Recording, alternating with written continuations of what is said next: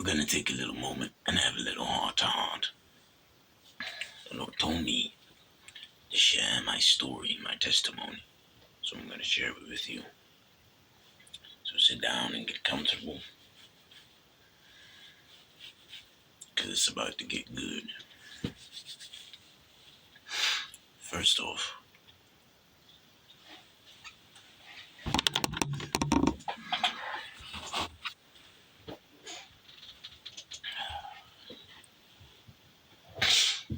where do we start? As of recently, all the pain of my past, so past memories of failures, things I felt inadequate in, memories that keep coming back to me that plague me, and I bet you have those too. Um, Feelings of not being enough, feelings that people are going to abandon you. I had those. Feelings of regret, guilt, shame, anger, resentment because of betrayal, just straight confusion, not knowing why these people did the things they did. The Lord has all taken it away. Throughout this journey, He has taught me how to give these things to Him, how to let Him into my heart. And through this step, through me carefully giving it to Him in prayer, in an honest way, not sugar-coated, raw, honest, the weight will lift. You see, with my divorce, same thing happened. Gave it to Him. It was toxic. Gave it to Him. He dealt with it, took me out of the situation. Now I'm free. Family dynamic was going south. Took me out of it. Healed me from it. Now I'm free. Family betrayal showed me how people really are. Showed me how they operate. Though it hurt.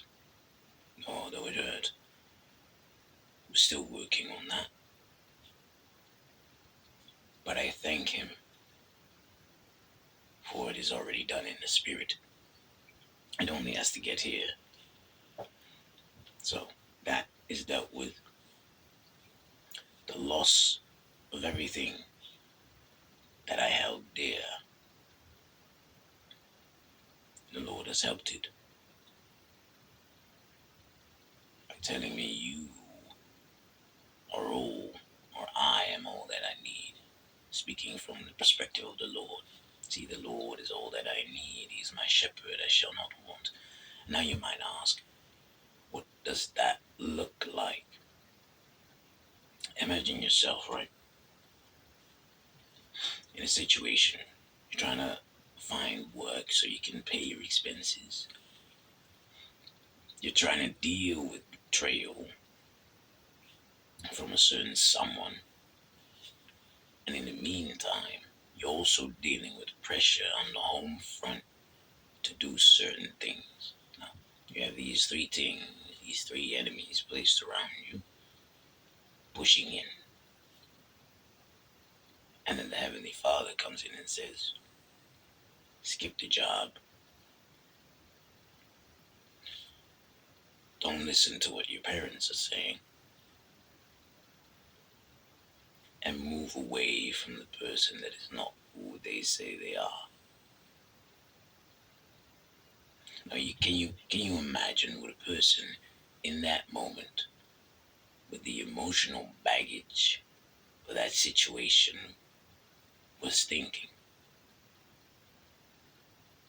You see, I wasn't thinking, oh, I'm just gonna do this and I'll see how it ends up. No, I was uncertain. I didn't know. I didn't know what was gonna happen. But I took the step anyway. It wasn't easy. It wasn't easy, but I did it anyway. I wasn't sure where I was gonna end up, but I'm still here. God has still carried me right here. Exactly. Now, from that point, showing me how people really are. This one hurt the most, the deepest. Old friends. Friends. Speaking. I won't speak on the situation. I just say they weren't who they were. However, the Lord took it and turned it into discernment. One of the greatest gifts, if not the greatest gift, besides His presence itself. But I'll get to that. That I've learned in these years. Discernment, you cannot put a price on that. It'll save you every day if you listen to it. And I'm going to take that gift with me to the grave. Now from there, having to leave one person behind. Before that, I had to leave other people behind. Not because they were bad people, no. But they weren't growing in the direction I was growing in. So they would hold me back. The words of the Most High didn't really make sense to me. But obedience is obedience. So you follow. It hurt. It definitely hurt to be cut away from those you have spent most of your life with. But it was necessary. It happened. And we moved along. And from that point on, it got quite, how do you call it?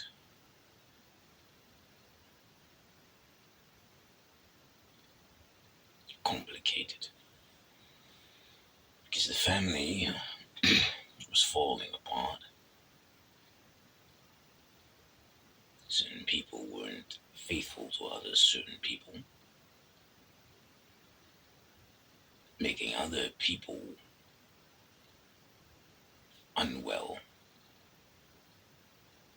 causing the family to fall apart, but also to show the true colors of certain people within the family. Truth is what it is, not everybody likes it. From that point on, you move forward, but then you get to also see who said person really is, because you turn to the Lord.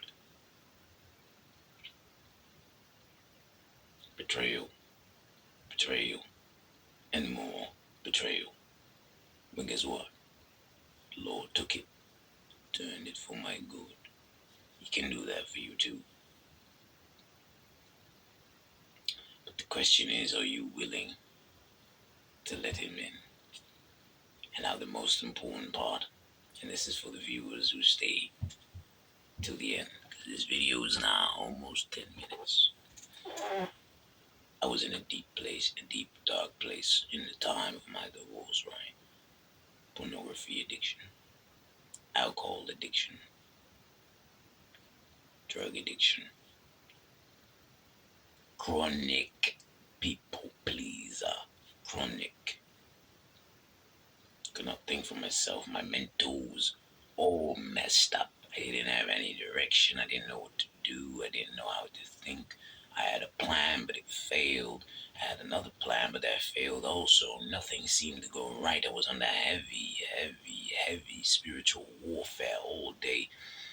Was in the bed, didn't feel like getting out of bed. I had a time, most of the time, I wanted to die, to be very honest with you. But guess what? God came in and He said, son, it's time to come home. And he pulled me out of the situation. He set my insides right, got me off the drugs, off the pornography, off the alcohol, and with a quickness too, not to mention, because I love the way how God works, right?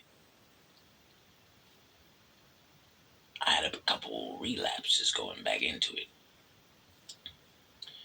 with the pornography. This is like truly, I don't know, magical in a way. I've been away from it for a while, but then I had a relapse. I wanted to go back to it,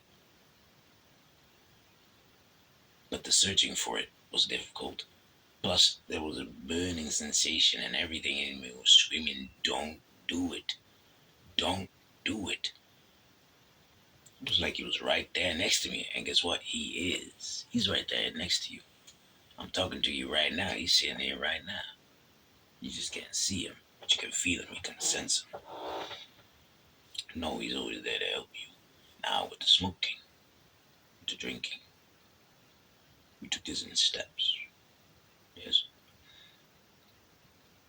I relapsed about 3 to 4 times with the smoking. With the drinking was a very clean step. And then to a certain point, around a certain person, I went back into it and then I let it go completely. So drinking, thanks to the Lord, went easier, but smoking took a little longer. This was way back when, still a delivery guy. I was working, and I was like, the smoking is starting to hurt. I'm like, I really gotta get off this, man. So this was one of the first times again that I really prayed to the Lord, like, Lord, help me to get off this. Help me to get off this. He answered. He answered. He gave me a tactic. He said, find something to do so you're not focused on what you don't have. So I did that, started writing, and I think within a month, maybe 3 weeks, the urge was gone, and I was free from it.